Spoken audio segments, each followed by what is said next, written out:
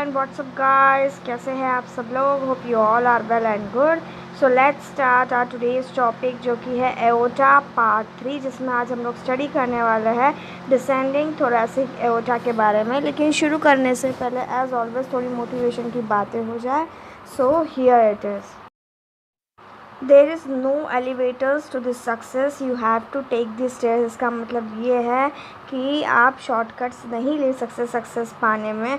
आपको अगर सक्सेस चाहिए तो आपको हार्ड वर्क करना होगा और तभी आप सक्सेस को पा सकेंगे। So guys, today we are going to study about the descending thoracic aorta. हम लोग ने ऑलरेडी पिछले वीडियो लेक्चर्स में ascending aorta, arch of aorta, इनके बारे में स्टडी कर चुके हैं and this is the last lecture related to the aorta, that is the descending thoracic aorta. ठीक है, सो डिसेंडिंग थोरैसिक एओर्टा क्या होता है? It is the continuation of the arch of aorta. जैसे आर्च ऑफ एओर्टा जो है ascending aorta से continuous होता है, वैसे ही डिसेंडिंग थोरैसिक एओर्टा जो है आर्च ऑफ एओर्टा से कंटिन्यूअस होता है। So descending thoracic aorta is the continuation of the arch of aorta। arch of aorta का descending thoracic aorta जो है वो continuation होता है।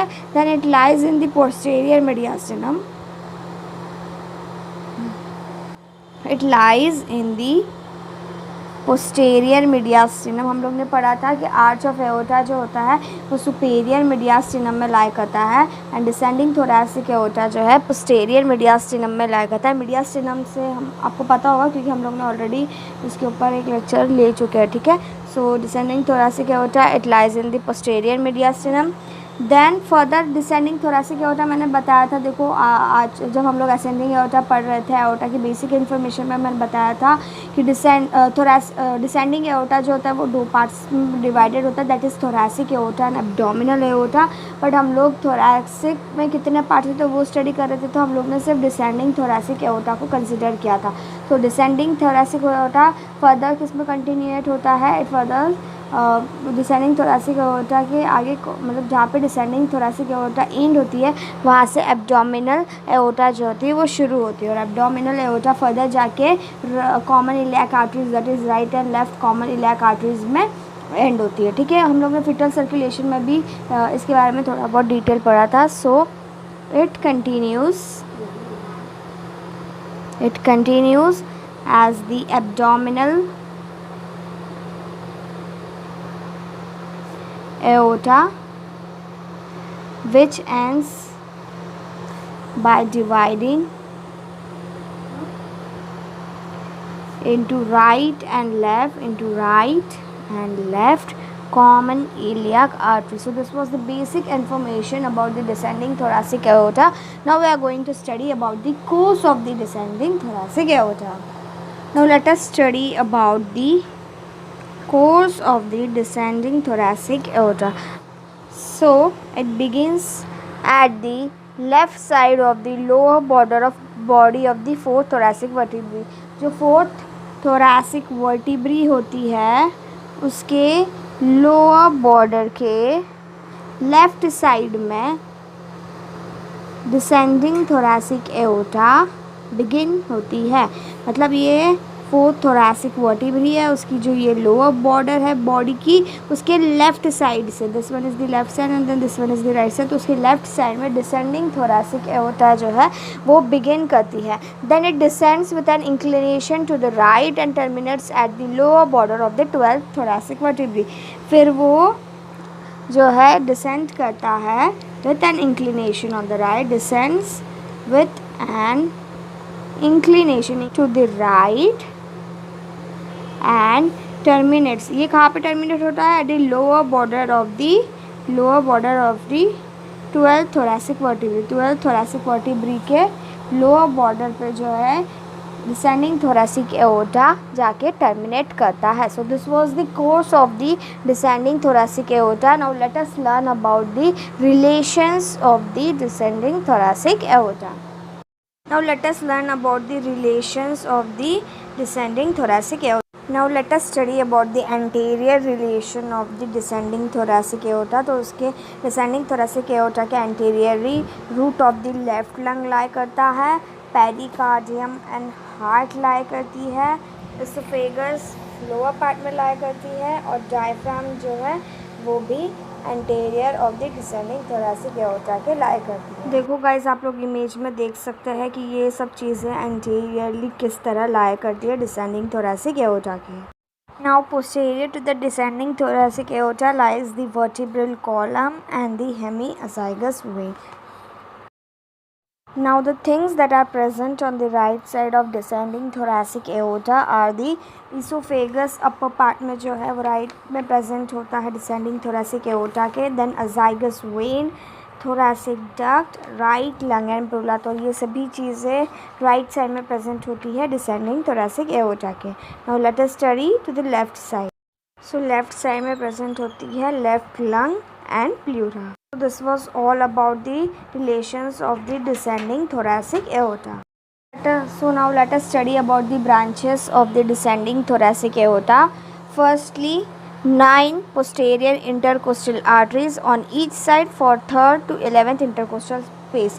देखो 3rd to 11th intercostal space मतलब 3rd to 11th intercostal space. देखो हमारे बॉडी में होते हैं 12 रिब्स। 12 रिब्स है मतलब कितने इंटरकोस्टल स्पेस होंगे, फर्स्ट और सेकेंड रिब के बीच में एक इंटरकोस्टल स्पेस। ऐसे फर्स्ट टू 12th रिब के बीच में पूरे टोटल होंगे 11 intercostal space. 12 ribs 11 intercostal space. 3rd rib तो 12th रिब में कितने इंटरकोस्टल स्पेस होंगे, 12 माइनस 2 दैट इज़ 10 रिब्स है टोटल। तो 10 रिब्स है तो कितने इंटरकोस्टल स्पेस होंगे, 9 इंटरकोस्टल स्पेस होंगे। ठीक है, सो 9 इंटरकोस्टल स्पेस को सप्लाई करने वाली होती है 9 पोस्टीरियर इंटरकोस्टल आर्टरीज। ठीक है, 9 पोस्टीरियर इंटरकोस्टल आर्टरीज जो होती है ऑन ईच साइड, राइट और लेफ्ट ऑन ईच साइड जो होती है वो 3rd to 11th intercostal space को जो है सप्लाई करती है। ठीक है, then secondly the subcostal artery, ये होती है उसकी branch subcostal artery. Subcostal means which supplies to the lowest rib, जो लोएस्ट रिब को सप्लाई करने वाली आर्टरी होती है उसको सब कोस्टल आर्टरी होती है। ये भी ऑन ईच साइड प्रेजेंट होती है, दैट इज़ दी जो कि सप्लाई होती है सप्लाइज दी लोएस्ट रिब। ठीक है, then thirdly 2 left bronchial arteries. देखो 2 लेफ्ट ब्रोंकायल आर्टरीज होती है जो कि लेफ्ट लंग को सप्लाई करती है। 2 लेफ्ट ब्रोंकायल आर्टरीज जो कि एक अपर वाली होती है एक लोअर होती है। 2 लेफ्ट मतलब एक अपर वाली एक लोअर वाली, जो कि लेफ्ट ब्रोंकायल आर्टरीज होती है वो किसको सप्लाई करती है, it supplies to the left lung. और जो फिर राइट ब्रोंकायल आर्टरी जो होती है, राइट ब्रोंकायल आर्टरी जो होती है it arises from the 3rd right posterior intercostal artery.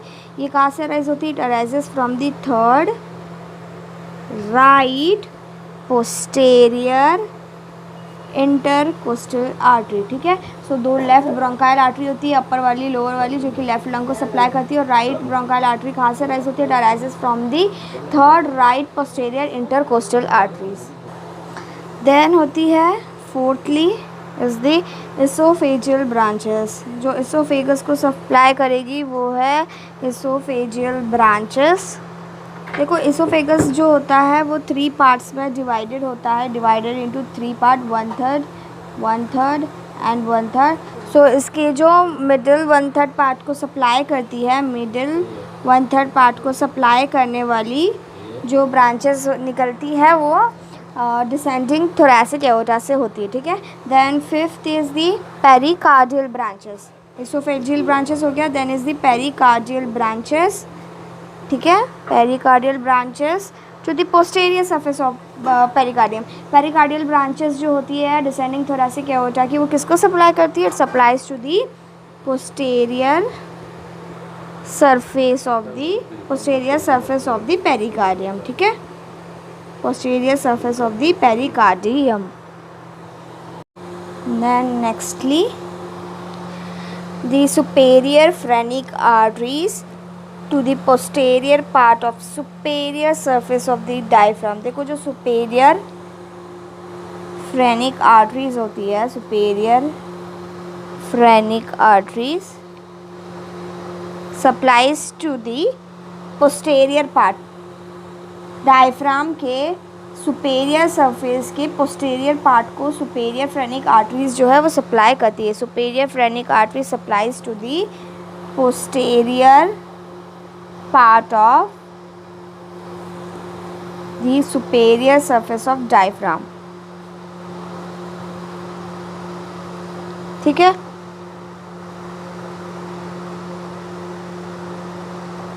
और इसकी जो ब्रांचेस होती है, सुपेरियर फ्रेनिक आर्टरीज की जो ब्रांचेस होती है वो एनास्टोमोस करती है with those of the musculophrenic and pericardiacophrenic arteries. देखो एनास्टोमोस मतलब ये जो सुपेरियर फ्रेनिक आर्टरी है ये कनेक्ट किससे होती है? It connects to the musculophrenic, it connects to the musculophrenic and the pericardiacophrenic arteries. ये एनास्टोमोस करती है with the musculophrenic and pericardiacophrenic arteries. ठीक है,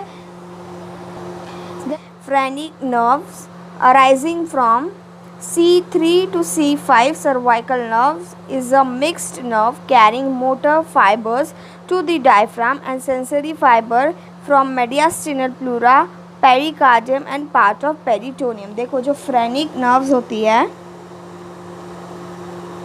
phrenic nerves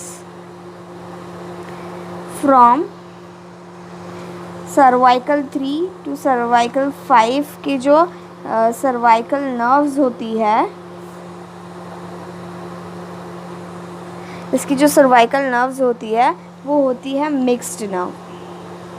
C3 to C5 जो सर्वाइकल नर्व्स होती है वो मिक्स्ड नर्व होती है, carrying motor fibres to the diaphragm, जो कि मोटर फाइबर्स को जो है carrying motor fibres to the diaphragm. आप नाम से समझ सकते हैं कि फ्रेनिक नर्व जो कि डायफ्राम को सप्लाई करती है, तो phrenic nerve from cervical 3 to cervical 5 are mixed nerve carrying motor fibres to the diaphragm and sensory fibre, और ये मोटा फाइबर एंड सेंसरी फाइबर। ये देखो मोटा फाइबर कहाँ से वो कैरी करती है फ्रॉम C3 टू C5, और सेंसरी फाइबर्स वो कहाँ से कैरी करती है? It carries from the mediastinal pleura,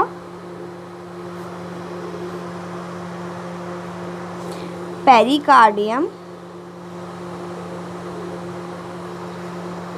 and peritoneum.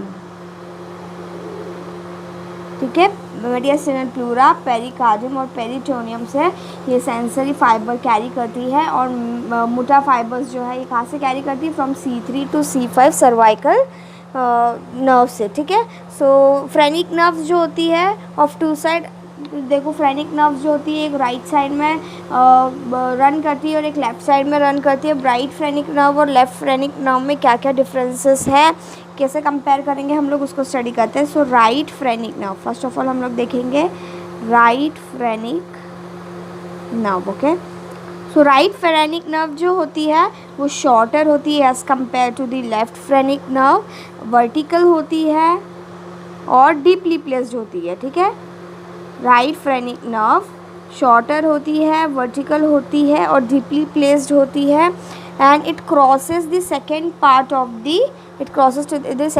The right subclavian artery. Right phrenic nerve किसको क्रॉस करती है? Second part of the subclavian artery. Right subclavian artery का सेकेंड पार्ट जो होता है ये राइट फ्रेनिक नर्व वो क्रॉस करती है। ठीक है, and it runs along the right side of the Venus system. ये जो है वेनस सिस्टम जो है superior vena cava, inferior vena cava, इसके राइट साइड से रन करती है। ठीक है, it runs along the right side of the right venous system. ठीक है, देन इट राइट साइड, ठीक है, then passes through the vena caval opening of the diaphragm, और ये कहाँ जाके पास होती है? It passes through the vena caval opening of the diaphragm. Diaphragm में जो वेना केवा का ओपनिंग होता है, ये जो है राइट फ्रेनिक नर्व वहाँ से जाके पास होती है। अब हम लोग स्टडी करेंगे लेफ्ट फ्रेनिक नर्व, ठीक है। जैसे राइट फ्रेनिक नर्व शॉर्टर थी, उसके बिल्कुल अपोजिट लेफ्ट फ्रेनिक नर्व जो होती है वो लॉन्गर होती है। अब ये वर्टिकल होती है तो ये ऑब्लिक होती है, ये डीपली प्लेस्ड होती है। इट इज़ सो ये not deeply placed, completely opposite, ठीक है। ये डीपली प्लेस्ड है तो ये not deeply placed. Then it crosses the first part of the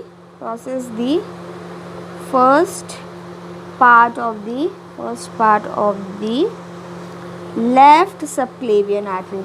ये लेफ्ट सबक्लेवियन आर्टरी के फर्स्ट पार्ट को क्रॉस करता है, जबकि राइट फ्रेनिक नर्व जो है second part of right subclavian artery को क्रॉस करता है। So it crosses the first part of the left subclavian artery. It runs along the left side of the arterial system. ये venous system के right side में run along कर रहा था, और ये जो है left side of the arterial system. ये वेनस सिस्टम, ये आर्टेरियल सिस्टम वो राइट, ये लेफ्ट आर्टेरियल सिस्टम के लेफ्ट साइड में रन अलोंग करता है।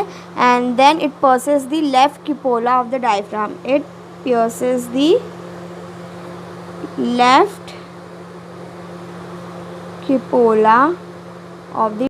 Thank you guys for watching this video. Please like, share and subscribe, and don't forget to press the notification bell, जिससे आपको new updates मिलते रहें।